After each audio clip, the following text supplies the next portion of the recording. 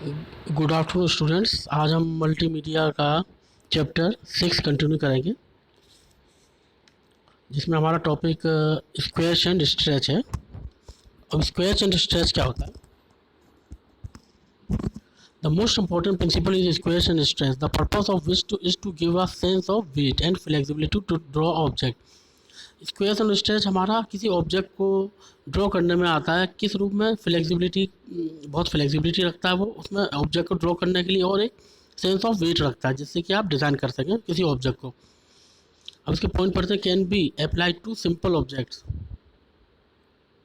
ये अप्लाइड हो सकता है सिंपल ऑब्जेक्ट से, जैसे कि लाइक आप बाउंसिंग बॉल, और मोर कॉम्प्लेक्स कंस्ट्रक्शन, और कॉम्प्लेक्स कंस्ट्रक्शन जैसे कि आपका मस्कुलर ऑफ ह्यूमन फेस, चेहरे पे भी आप इसको स्ट्रेच और स्क्वेच की हेल्प से आप इसको स्ट्रेच कर सकते हो, चेंज कर सकते हैं। Take to an extreme point, अगर एक्सट्रीम पॉइंट पर हम जाएँ तो फिगर स्ट्रेच्ड और squashed to a exaggerated degree can have a comical effect. एक कॉमिकल इफेक्ट देता है। अब यहाँ पे कॉमिकल इफेक्ट का यहाँ पे ये मतलब है कि कुछ अनोखा अनोखा टाइप का इफेक्ट देता है। अब आप ये डायग्राम देख रहे हैं, नीचे आपका दे रखा फिगर ए में, विदाउट स्क्वेच एंड स्ट्रेच। ये विदाउट स्क्वेच एंड स्ट्रेच है जो आप शुरुआत वगैरह देख रहे हैं ये डायग्राम में। उसके बाद में देख रहे हैं विद स्क्वेच एंड स्ट्रेच। तो दोनों में आप देखिए कितना डिफरेंस हो गया है। अब दोनों फिगर को देखेंगे तो कितना डिफरेंस हो गया है। जो आपकी राइट हैंड साइड में जो आपके 3 सर्कल्स हैं वो आपके कुछ डिग्री पे यहाँ पे आके सलांट हो गया, वो आपको दिख रहा है यहाँ पे। और तीनों सर्कल्स आपके उसमें आ गए हैं एक लाइन में, तो आपका काफ़ी अच्छा इफेक्ट आता है इसमें। जैसे कि अब आप ये देखिए बेसिक बाउंसिंग बॉल, जो बॉल उछल रही है उसका वो आप दिखा रहे हैं डायग्राम। 5 4 3 1 2 इस तरह से as balls falls its speed increases, drawing are spaced further apart. यहाँ पे दे रखा है डायग्राम में पढ़ रहा हूँ मैं। On 5 7 2 to 4 notice balls stretches in falling plus taking और, ठीक है। तो ये आपकी बॉल जो है स्ट्रेच में इस तरह से आ रही है बॉल का। ऐसे ही आपका बी का देखेंगे आप डायग्राम, ये भी आपका स्टेप है। Ball at the highest point, slowest drawing specific closer. एक अनोखा इसका वो आ रहा है, बिल्कुल अलग ही टाइप का आ रहा है। तो ये आपका एनिमेशन में बहुत काम में आता है ये स्क्वेच एंड स्ट्रेच, जिससे कि आप इसका तीसरा पॉइंट देखेंगे तो इसमें भी आप 15 16 17 है। As ball hits its recoils becomes squashed हो गई। स्क्वेच का मतलब ये दबा देना, मतलब बिल्कुल फ्रीक्वेंटली वो वो कर देता, तो आपका ये स्क्वेच हो जाता है। ऐसे ही आपका सी पार्ट में आप देख रहे हैं कैसा हो रहा है, इसमें भी दिखा रहे हैं मेढक फ्रॉग है, इस तरह का भी स्क्वेचिंग और स्ट्रेच का चल रहा है। स्ट्रेच में खिंचाव होता है आपका, जिस तरह से चलेगा। देन नेक्स्ट आप ये डायग्राम देखेंगे, स्ट्रेच हो रहा है ऊपर देख रहे हैं आप। देन स्क्वेच ऑप्शन आ रहा है डी, उसकी बात करूँ तो मैं। अब स्क्वेच का वैसे आप लीजिए तो ये स्क्वेच हो गया, ये आप फिगर में देख के समझ सकते हैं कि स्क्वेचिंग का क्या मतलब है और स्ट्रेच का क्या मतलब है। आप ये देख रहे हैं नीचे डायग्राम ई डायग्राम में ये दिखा रहे हैं। स्क्वेचिंग का मतलब इस तरह से ये हो गया ना, ओवल शेप में। जैसे ये नॉर्मल था, नॉर्मल का स्क्वेचिंग करी तो हमने ऊपर वाला आप देख रहे हैं इस तरह से स्क्वेच हो गया। स्ट्रेच की बात करें तो इस तरह से वो स्ट्रेच हो गया, आप अगर फिगर में देखें ई में। In realistic animation, the most important aspect of this principle is the fact that an object volume does not change. Object का जो volume है वो change नहीं हुआ है। When squashed or stretched, जब squash किया या stretch किया, object का volume change नहीं हुआ है। If the length of the ball is stretched vertically, अगर length जो है बॉल की stretch की जाए vertically, its width in 3 dimension also its depth needs to contract corresponding horizontally। Width जो है वो भी आपकी, या डेप्थ है वो भी आपका कॉन्ट्रैक्ट वो होगी, चेंज होगी हॉरिजॉन्टली में भी, ठीक है। अब इनका आगे का देखते हैं। Anticipation almost nothing happen suddenly, कोई भी चीज़ अचानक नहीं होती है। As the action appears more realistic, अगर एक्शन आपका मोर रियलिस्टिक लगता है। If the audience is given a clue, अगर ऑडियंस को क्लू देते हैं और व्हाट हैपन्स नेक्स्ट, अगर कुछ आपको ऐसा क्लू मिल जाए कि आगे क्या होगा। Anticipation is use to prepare for the main action, जो आपका मेन एक्शन हो रहा ऑफ द एनिमेटेड सीन के लिए। Anticipation use to prepare the audience for an action, audience हैं जो भी आपके उसमें दिखाने के लिए जो वर्क कर रहे हैं उनमें एक्शन देने के लिए होता है। And to make the action appear more realistic, जो आपका एक्शन है वो मोर रियलिस्टिक लगे। A dancer jumping off the floor has to bend the knees first, अब डांसर जो है वो उछल रहा है फ्लोर पर, जंप ले रहा है तो उसको झुकना पड़ेगा, बेंड द नीज, घुटनों के बल पहले। A golfer making a swing has to swing the club back first, golfer जो है उसको स्विंग हवा में ऐसे स्विंग करना पड़ेगा आपका, तो आपको क्लब बैक फर्स्ट मतलब थोड़ा झुकना पड़ेगा। तो technique can also be used for less physical action, अब इसमें टेक्निक ऐसे यूज़ की जाती है फिजिकल एक्शन आपके कम यूज़ किए जाएँ, such as character looking off screens to anticipate someone's arrival, जैसे कि जिस तरह से कैरेक्टर किसी का हम दिखाना चाहें कि वो आया है, कहीं आ रहा है, तो ये आपका एंटिसिपेशन में काम आता है। और अटेंशन फोकसिंग ऑन ऑब्जेक्ट, या किसी चीज़ को आप देख रहे हैं ध्यान से ऑब्जेक्ट को, that a character is about to pick up, या वो कैरेक्टर कोई चीज़ उठा रहा हो, तो ये आपका एंटिसिपेशन में आता है और वो काम करता है।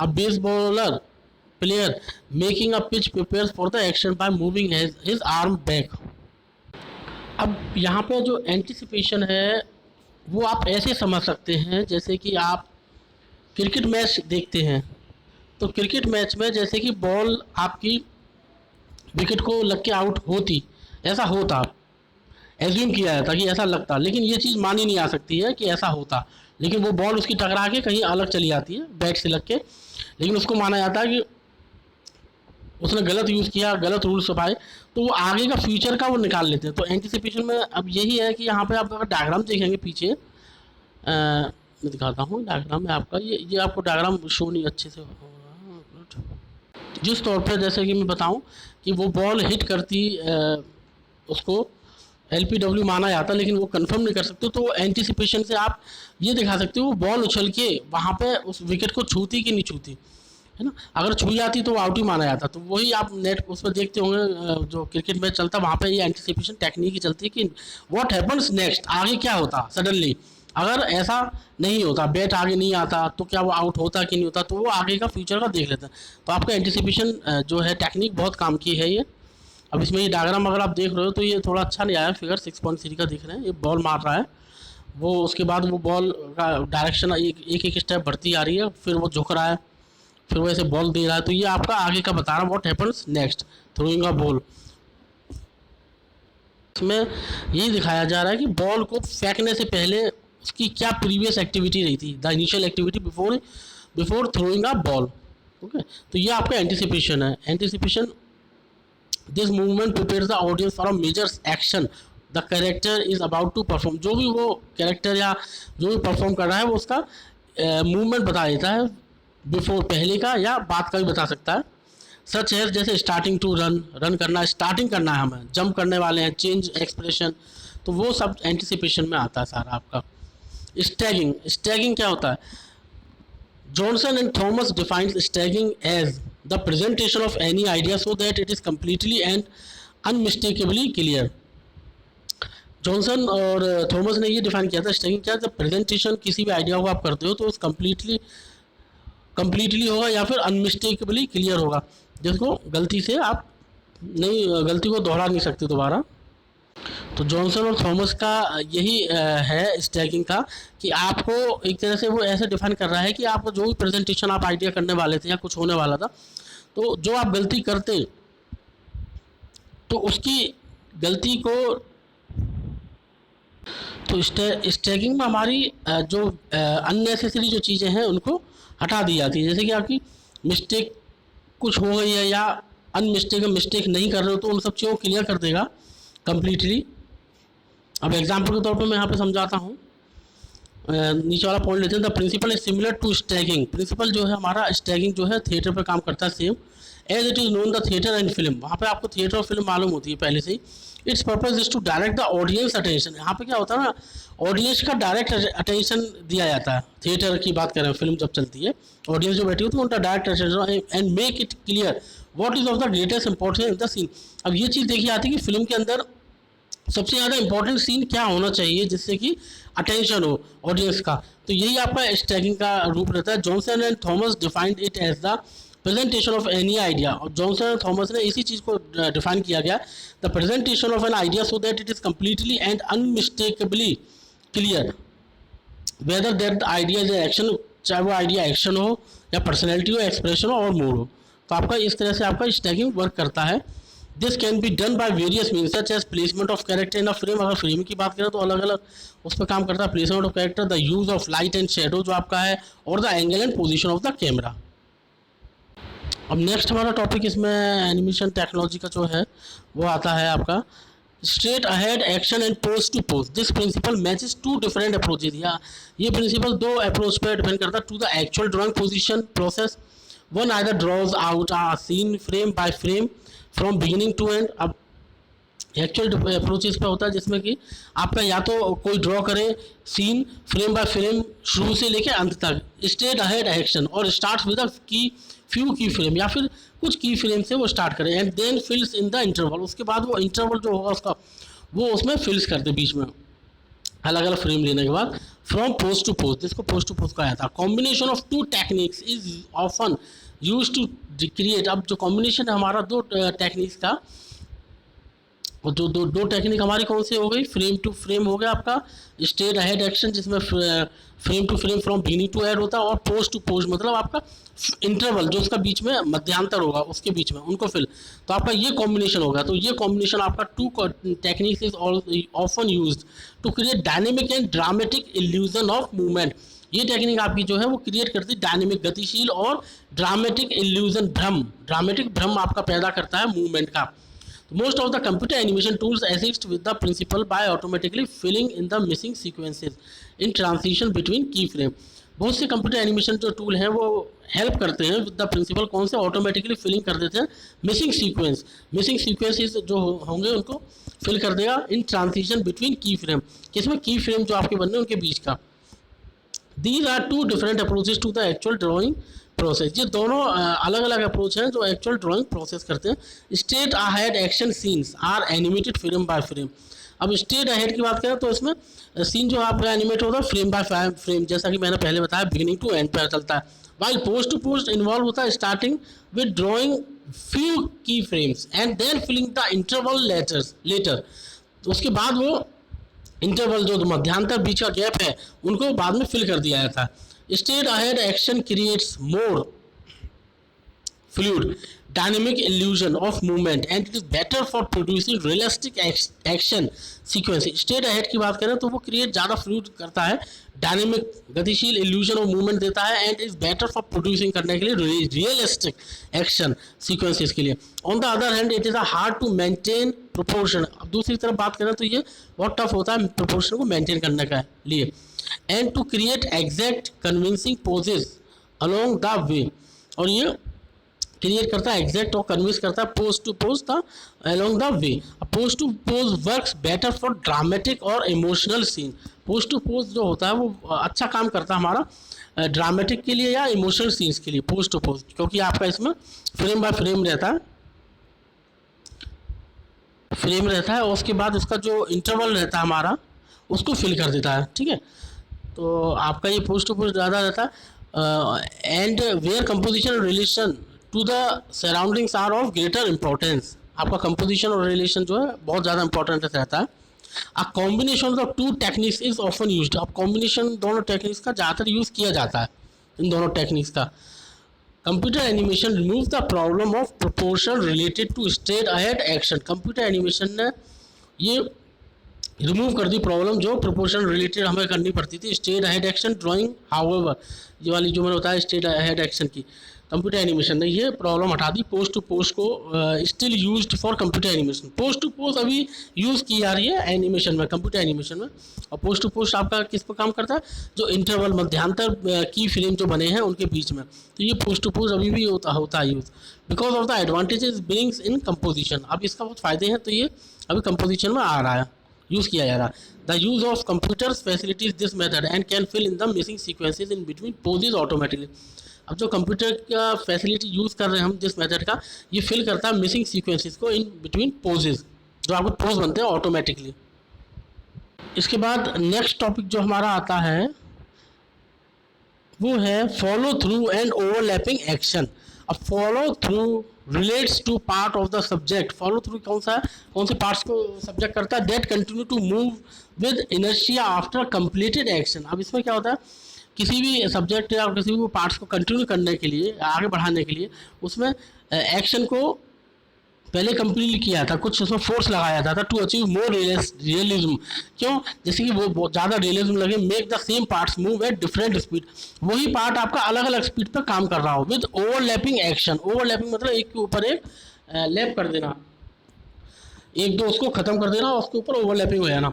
Follow through and overlapping action is general heading for two closely related techniques. अब ये फॉलो थ्रू जो है और ओवरलैपिंग एक्शन है वो जनरल हेडिंग है कौन से, दो क्लोजली रिलेटेड टेक्निक्स के लिए, which help to render movements more realistic, जो जिससे कि मूवमेंट एक्शन को वो ज़्यादा रियलिस्टिक दिखाता है, and help to give the impression that characters follow the laws of physics including the principle of inertia. जो फिजिक्स में आपका प्रिंसिपल ऑफ इनर्शिया लगता है वही सेम इसमें इनर्शिया का काम करता है।